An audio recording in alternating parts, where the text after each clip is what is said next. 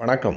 நான் சுபவீர பாண்டியன். பார்ப்பனர் அல்லாதார் என்று மக்களை பெரியார் பிளவுபடுத்தினார் என்று வரலாறு அறியாதவர்கள் அல்லது அறிந்தும் வஞ்சகமாக பேசுகின்றவர்கள் கூறுகிறார்கள். பெரியாருக்கு பல நூற்றாண்டுகளுக்கு முன்பிருந்தே அந்த பாகுபாடு இந்த சமூகத்தில் இருந்தது. அதற்கு ஓர் எடுத்துக்காட்டை நாம் கூறலாம்.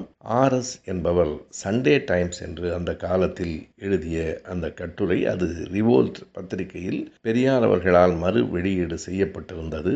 ஆர்எஸ் என்பவர் எழுதுகிறார், நான் காங்கிரசினுடைய பொறுப்பாளர்களில் ஒருவர். லக்னோவில் நடைபெற்ற மாநாட்டுக்கு சென்றிருந்தேன்.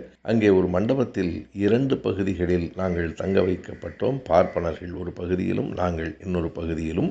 உணவு உண்ணும்போது அவர்களுக்குத்தான் முதலில் பரிமாறப்படும். அதற்கு பிறகுதான் நாங்கள் அழைக்கப்படுவோம். மிச்சம் மீதம் இருந்தால்தான் எங்களுக்கு. அதனையும் தாண்டி அடுத்த நாள் நாங்கள் தங்கியிருந்த அறையில் பார்ப்பனர்கள் உண்ட இலைகளையெல்லாம் கொண்டு வந்து குவித்திருந்தார்கள். அதிலிருந்து துர்நாற்றம் வீசியது.